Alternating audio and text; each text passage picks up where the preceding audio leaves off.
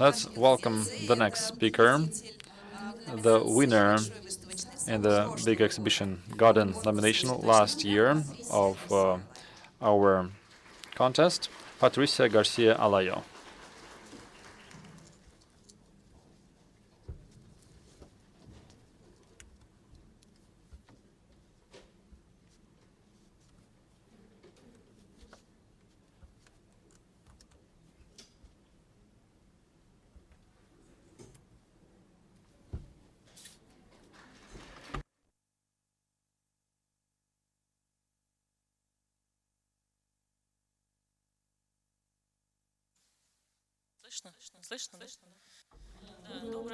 Good morning. I'll try to be brief.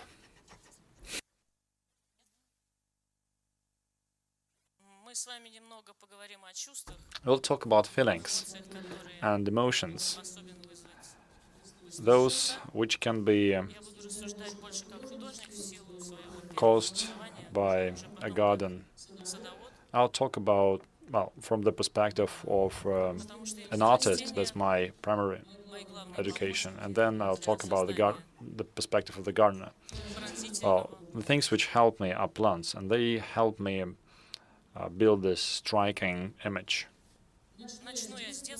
Let me start with childhood.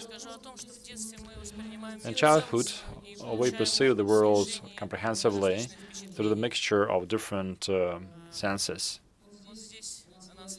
The slide shows a child, and the child is there in the grass, which is higher than he is. And this is one of the first impressions we get when we interact with nature. We don't assess it, don't say whether it's good or bad. So we don't know that weeds are bad, for instance. So maybe weeds are not always bad. That some of the grasses is an aggressor, and so this is artemisia, for instance. So we don't know that it's an aggressive plant. So we taste almost everything. We touch, we see,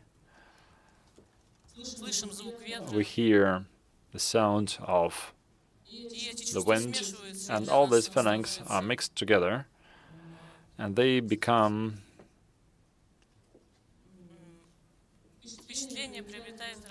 an impression with different subtle tones.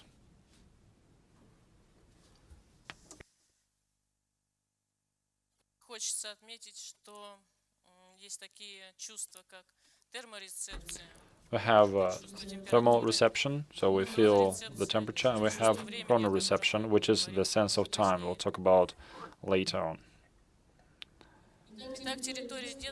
Okay, the childhood territory differs, and it is remembered for your whole life. A few words about my childhood and my impressions. The things were perceived positively, because this was all in our games and play. This happened in the direct areas primarily.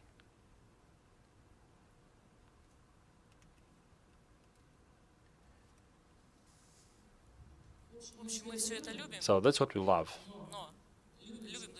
We still do love it, and we remember it. And this gives us a warm feeling. But we understand that some older people have a different perspective of this and assess it differently. Because for them, this had a different meaning.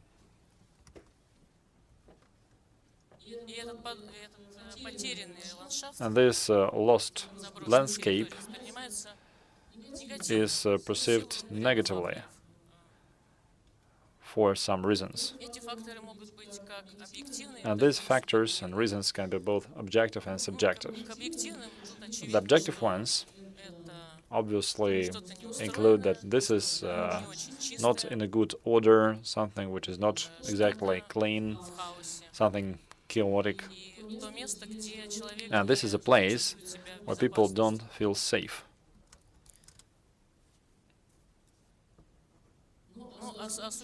And subjectively speaking, territories like that are associated with poverty, tragedy, and they cause melancholy, because people have to leave their homes in search of a better life. And so they leave their homes for a reason. So this might be caused by a war or by a local environmental disaster. So the perception of this land is biased. So they perceive this land as hostile, and this bias is not only spreading on the things which are degrading over time, but this also overlaps with nature, because nature is there and is interwoven with this aesthetics, which can be questionable for some.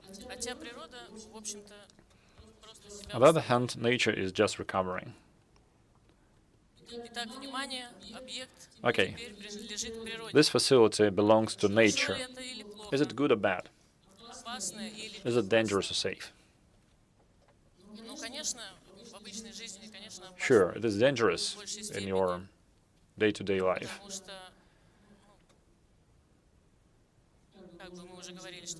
Well, it can be dirty. Some type of people can be found there. These people might be dangerous criminals. And my job was, well, it was a job and a question. Can I, at least in part, take the image of nature of these derelict places? Can I bring it to a temporary garden and to see the response to it? How to make the response positive? For me, a garden is a social experiment, and the jam platform is a platform for this experiment. Okay, so what is it? What is it, the derelict place? Can it become a place for recreation? So we'll talk about the garden called Vyше Kryshi, above the roofs. It was our last year's job on the Arbat Street. We'll talk about the questions asked and the responses received, and how people perceived the way art could try to talk to them. Well, sure, this is not any derelict place. This is a dynamic garden. And there are several tricks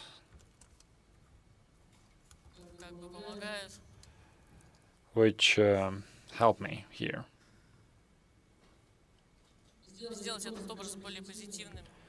And they help me to make this more positive. So this is a kind of a sign, and graphema, which is kind of inviting you to come. So the garden is located in such a way that people cannot even go around it. And the internal layout of the garden makes it easy for people to move around, and it's also easy to find a place to rest, for instance. There are many places like that there.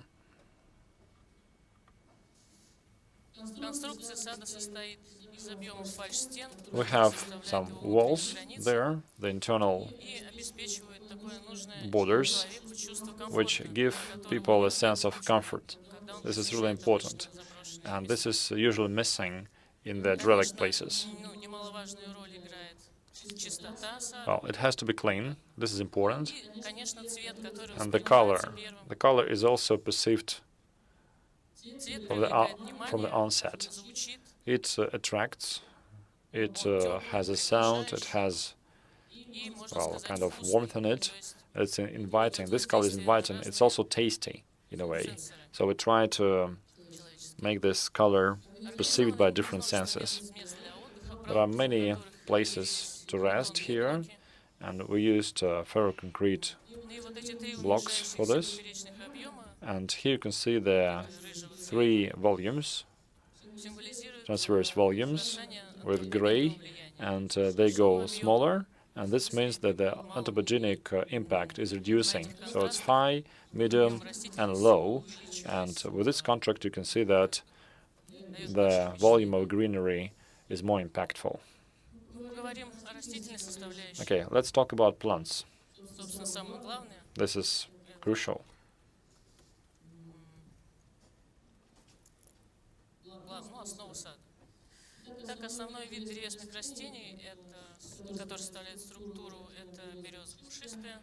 So we have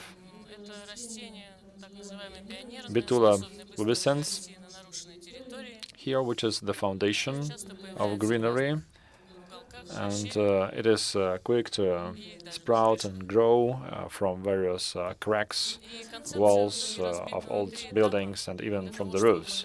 And this is all split into 3 stages to show within one season in this fast mode, to show how nature can recover,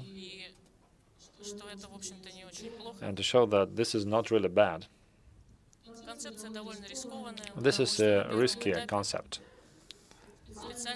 In the first stage, we planted cereals, and they become beautiful only by the close of the season. We added there some crushed bricks. We planted some grasses, which grew quite quickly.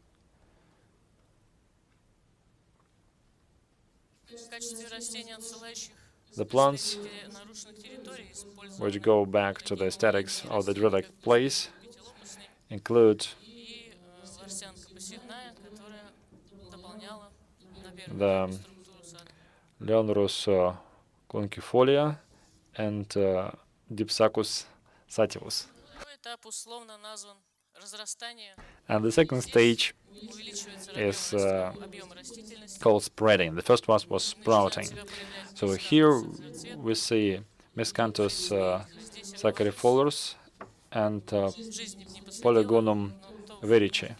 Well, I would never have planted it, but well, this is a kind of a container garden. That's why these plants gave me a very good seasonal dynamics. And this helped me show how this spreading is happening. We also had Inula rolina, Malinia ardenesia, and we see that we have more and more greenery in volume, but flourishing is low scale here. And the third stage is called conquer. So this is late summer, early fall.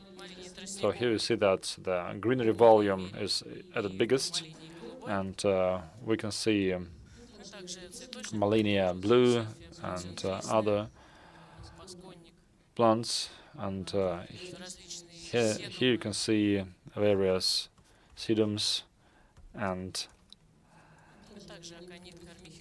Aconite carmicula.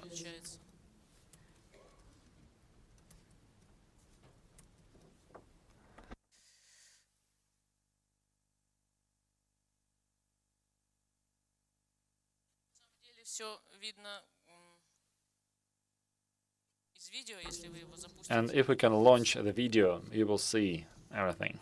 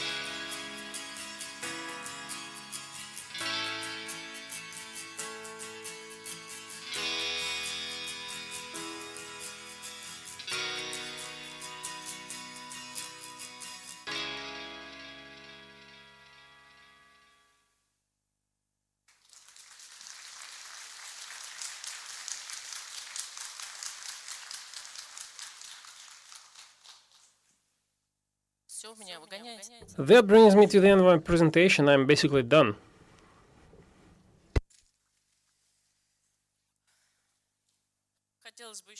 But before I leave the stage, I just wanted to say one more thing, which I'm really passionate about.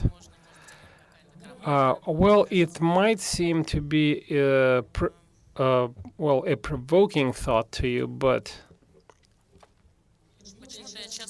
for some reason, oftentimes I hear that most of the people believe that environmental protection is only about too much consumption. People fear that they will lack sufficient resources. They believe that they should primarily protect their own personal interests. Let's be blunt and frank about it. Why don't we rewind the tape and go back to being kids? Because, you know, collaborating with nature is all about love. That's it.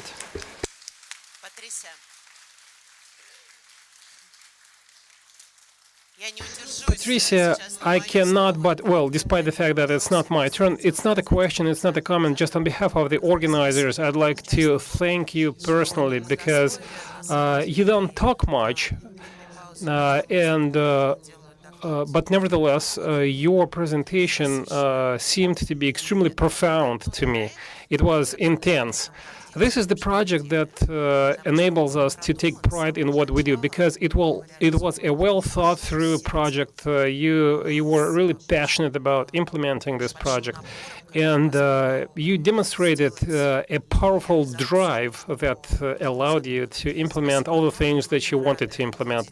Thank you once again for that, and it's great that you are one of the participants in this year's contest. We wish you every success, and once again, thank you for a wonderful presentation. I guess people will quote some of the things that you mentioned.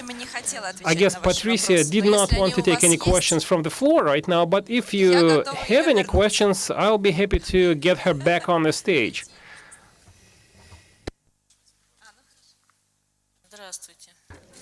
Good morning to all of you once again, I guess. The question is off the mic and cannot be translated. Please ask the person asking the question to use the mic. Otherwise, translation is impossible. Microphone, please. No mic, no translation. Interpreters are a bit deaf.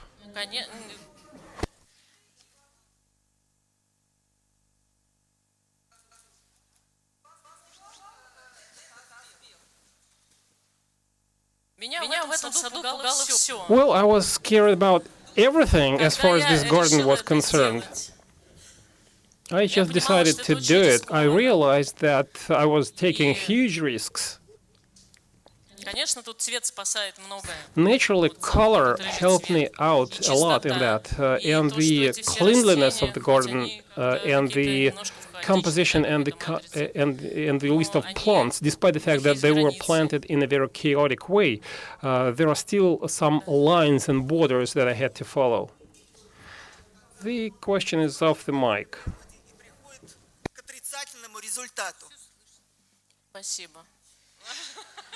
Thank you. I'm sorry, but please do not ask questions unless you're using the mic. Well, unfortunately, our foreign guests won't be able to understand anything if you don't use the mic.